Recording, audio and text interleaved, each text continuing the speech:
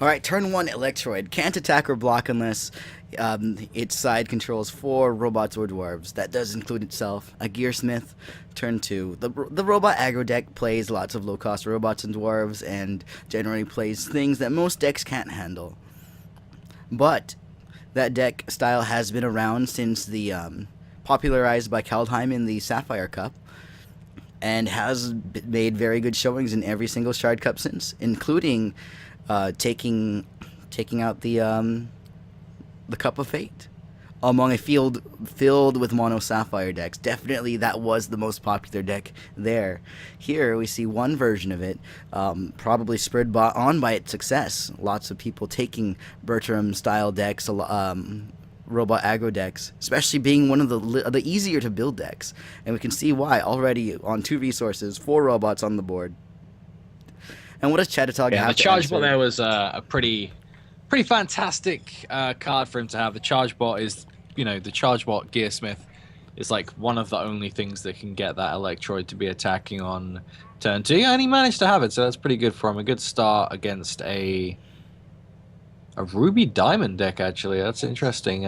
Ruby Diamond historically has shown that it can and will run Heatwave, so that could be a potential problem. I feel, though, that if the Heatwave was available, it would have been perhaps used already. It's almost any time you can use a Heatwave to kill 3, 4 or more of these tiny robots that don't generally have too much health, too much defense. It's a good trade, but a few robots are bigger than that, and that's one of them. The Terrobot. 3/5 flight. Yeah, this is some pretty real damage on the board right now. Already down at 12 with that being basically cut in half next turn.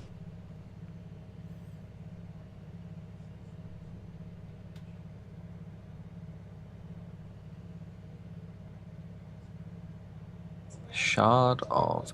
Is that innovation? No.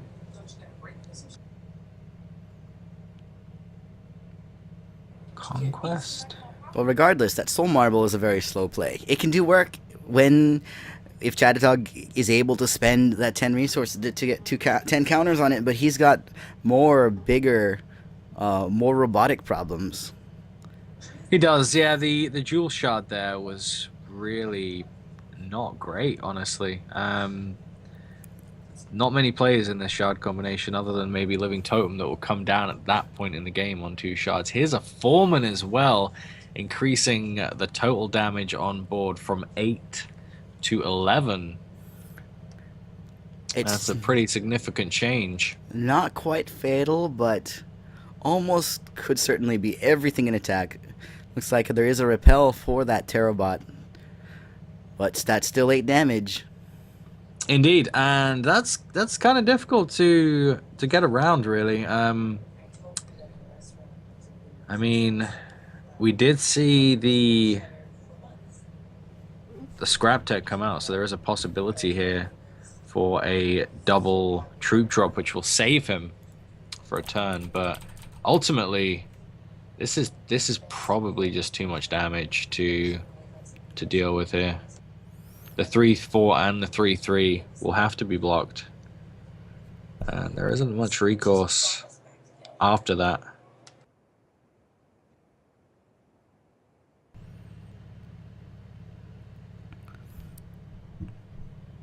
So this is a quick game 1. Probably. Could have drawn a there was a heat wave. There is a heat wave. That is very interesting, because we know that he hasn't just drawn that. Which means he could have played that far sooner and saved himself a lot of pain. Maybe a little bit of greed there on Chadatog's side, hoping to get more value for his Heatwave. Can understand the greed in a way, but the robot aggro deck needs to get a threshold of robots, then it can dump its hand. After it dumps its hand, the Terrabots are in play, it doesn't care anymore. And that worker bot became a war bot and didn't die to the heat wave, so I mean, even this, unless he's got a 1-cost answer to something, which I can't think of one, not in this set at least,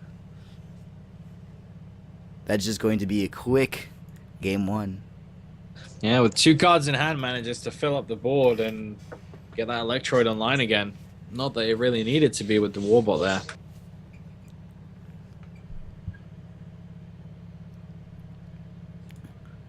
All right, let the players go in reserves. Go right into game 2 after that.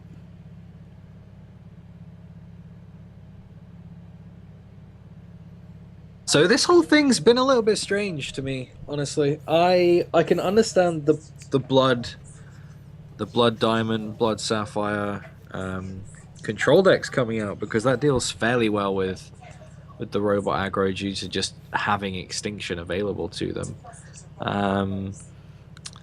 But I don't really understand where this Tetzot thing came from. It seems like on paper the, you know, a deck with Azafate and Tetzot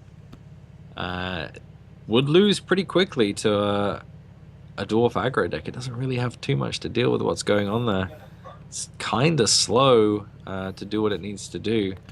Obviously, you're not getting the Tetzot out before turn 4, and that's very, very optimal. Very, very optimal, in fact. Like, you would have to get some pretty fantastic runs to get that going. I guess it does run the Ripples, it does run the Buccaneers, it does run the Bolts, so you can disrupt the Electroid a little bit.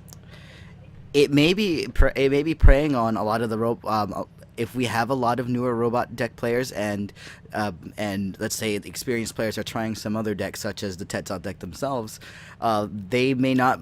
This Tetzot deck may be new enough that they aren't able to adapt in time and have taken early losses. That could be an explanation. That's true. That's true. I mean, there's a lot of people playing it. I'm not sure they're all from the same neck of the woods. It's kind of strange to see so many people come up with the same solution to a problem. All right, let's get this next game up. We'll see if this becomes a quick repeat of the last game, or if Chadatog can come back and perhaps get the heat wave slightly sooner. Because I think he had that heat wave, but just decided not to use it, which was greedy and probably cost him that last game.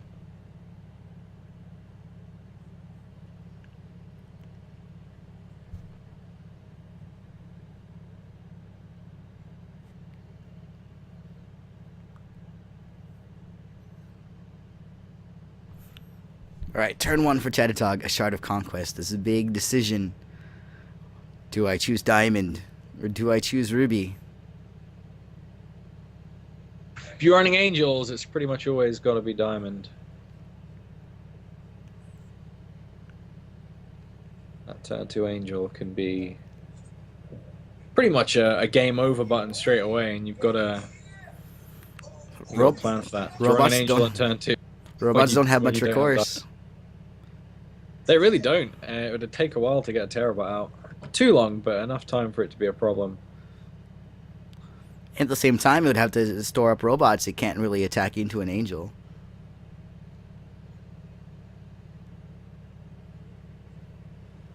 Going first here in game 2, Chadatog has, a better position for himself. It's certainly better to go first because you can build up your board state before the aggro does its thing.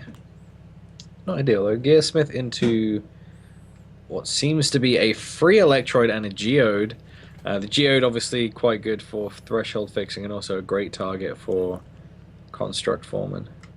Generally, robot decks play under average shards just because it can go off on 2 resources. So oftentimes they have Hex Geode as another target for Construct Foreman, as something that can, just an extra source of resource fixing. Okay, so it's fairly likely here that we'll see this Electroid swinging in. It's not guaranteed though. I mean, he does need potentially another shard and a charge bot to get the worker bot out. Maybe he is just stuck here. Maybe but if there's any deck that can win with 1 shard, it's the robot aggro deck. That's true. I mean, a Foreman would do it as well. A Foreman here would open things up. Well, that's still pretty risky. Well, he was on the draw. Maybe that it's risky. Even still, you don't want to keep a one shard hand. You want to have both the thresholds. It's important to get to at least 2. But perhaps Is this the frozen play of lament as he didn't top deck the shard he needed?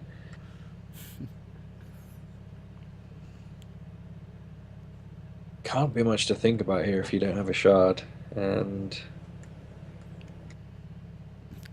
well, he's got a shard, so he has it.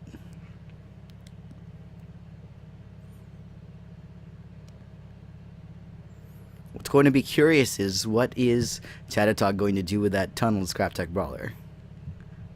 When it comes out in 3 turns, it'll give him 3 resources for the turn. Is he going to be able to take advantage of that? Is he going to be able to? Is he going to use that for multiple small things, or like maybe finish a Soul Marble, maybe throw out a Zakir or something cool like that? Zakir would be awesome, but that does need 3 more Ruby Thresholds. You see a Hornet here, clearly not as fast as the previous game, but still quite fast. I think that Diamond play there kind of suggests he doesn't have Zakir. The Scrap Tech at the very least now can advance the marble quicker than it normally would.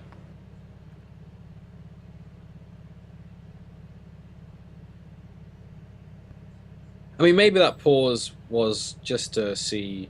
Maybe he had 2 1-drops and he was seeing which one he could play to get the most value from his damage.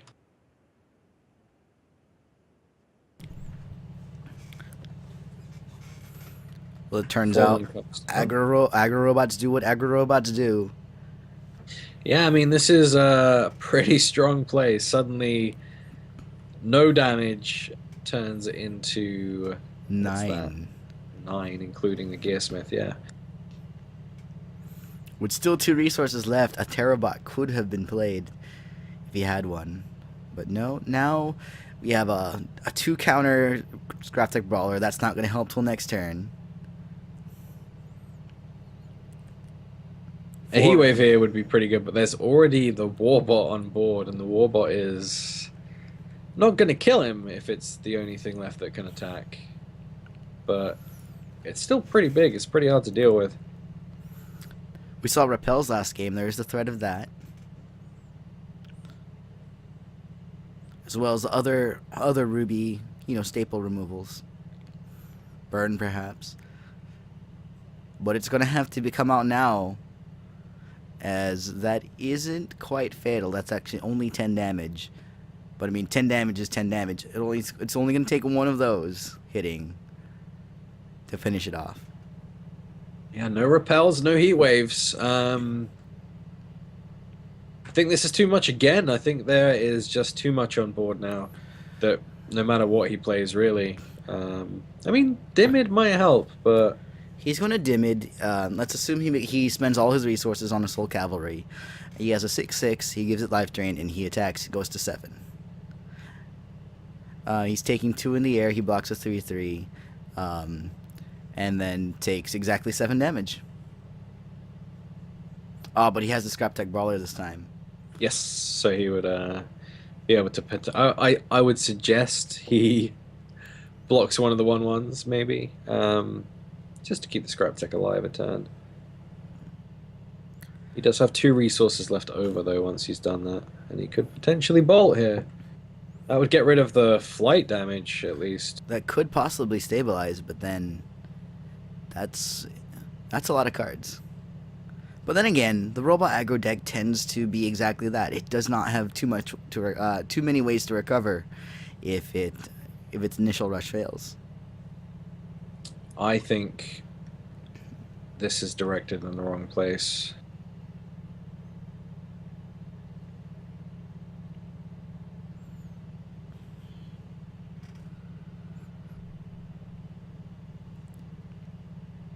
So he has those. Still got 3 cards in hand. If one of those is the Heat Wave, which it doesn't look like it is.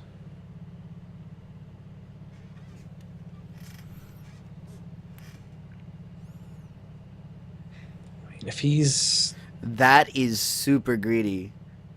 He turned it into Soul Armaments.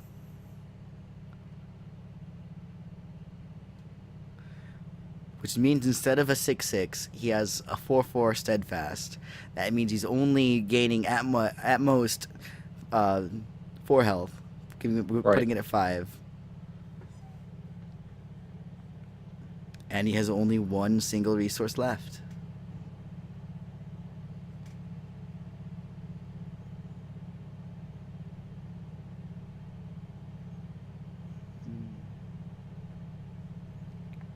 Something's taking a while here. Either way, he will survive the next turn. And he can... I mean, I think really it might actually be bad for Simplet to attack into this 4/4. Once it becomes a 4/4, he might just start swinging with the Hornet and see if he can build up a bit of a better board state again. That explains why he took out the 3/3 though, really, if he was planning to go to armaments.